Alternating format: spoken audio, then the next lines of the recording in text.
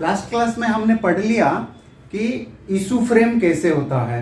Order 14 के हिसाब से इशू फ्रेम हो गया।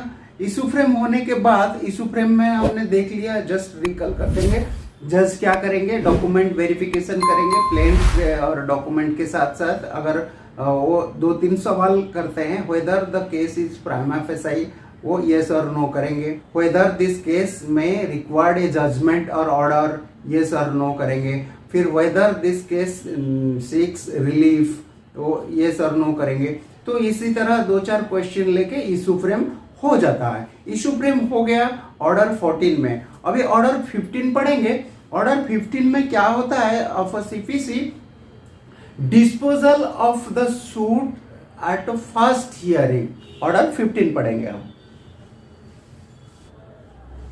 ऑर्डर 15 हो गया।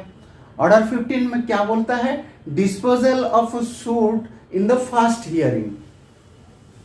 पहले देखेंगे उसको रूल कितना कितना है। ये ऑर्डर हो गया, ये रूल। तो रूल हो गया। रूल में फर्स्ट नंबर में आता है पार्टीज नॉट एट इशू।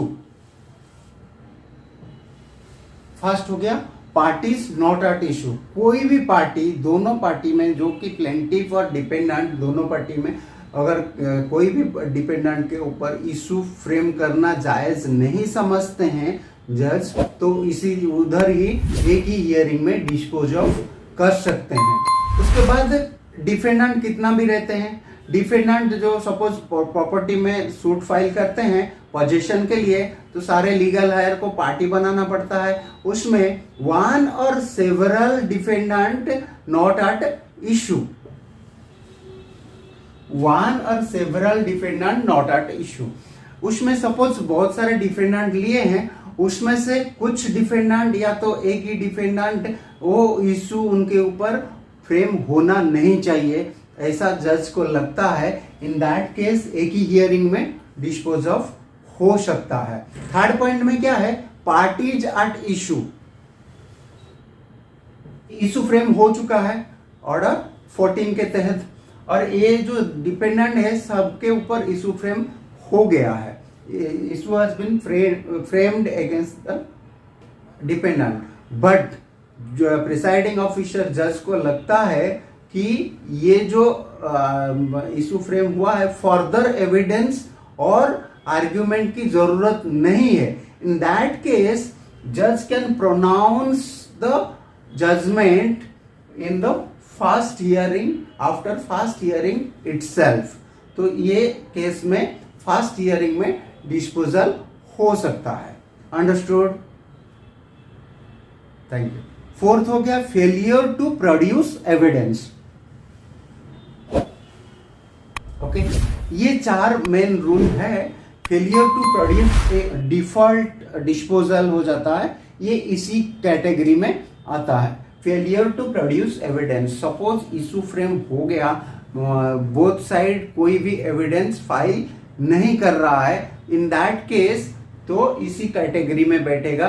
कोई भी नहीं आ रहा है, पुकारा जा रहा है, कोई भी नहीं आ रहा है, तो जज क्या करेंगे, कोर्ट क्या करेगा, वो डिस्पोज ऑफ कर देगा due to non appearance of parties. तो ये इसमें आ गया, failure to not produce the evidence इसमें आ गया। ये चैप्टर सभी समझ में आ गया।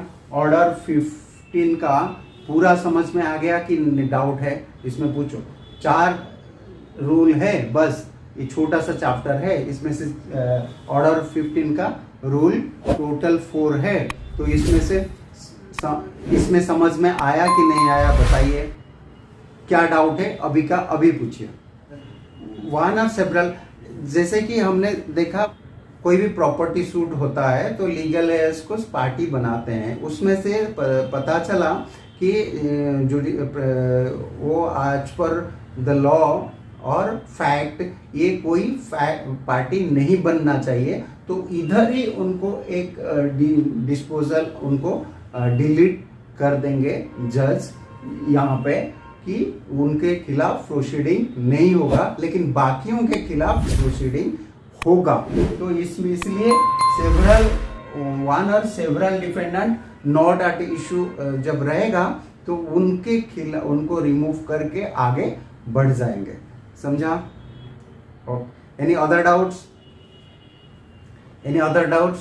ऑर्डर 15 में और कुछ डाउट है? Thank you very much. चलो अभी सीपीसी तो हम पढ़ ही रहे हैं, अभी हम सीआरपीसी चालू कर रहे हैं। अगर आप या तो कोई भी एलएलबी या एलएलएम स्टूडेंट या तो लॉयर एनरोल कर सकता है। ये सीआरपीसी और भारतीय नागरिक सुरक्षा संहिता साइमल्टेनियसली पढ़ा देंगे। 30 दिन का लाइव क्लास रहेगा ऑनलाइन का, जो कि जूम मीटिंग में होगा। ये 30 दिन 9 से लेकर 10 1 घंटे का रात को होगा और उसमें से सारे चैप्टर्स कवर हो जाएंगे।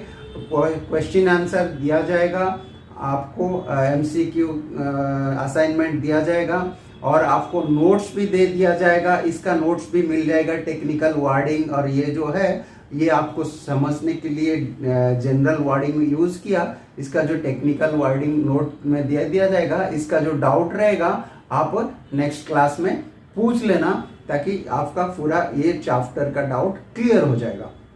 तो ऐसे डाउट क्लियरिंग सेशन रहेगा।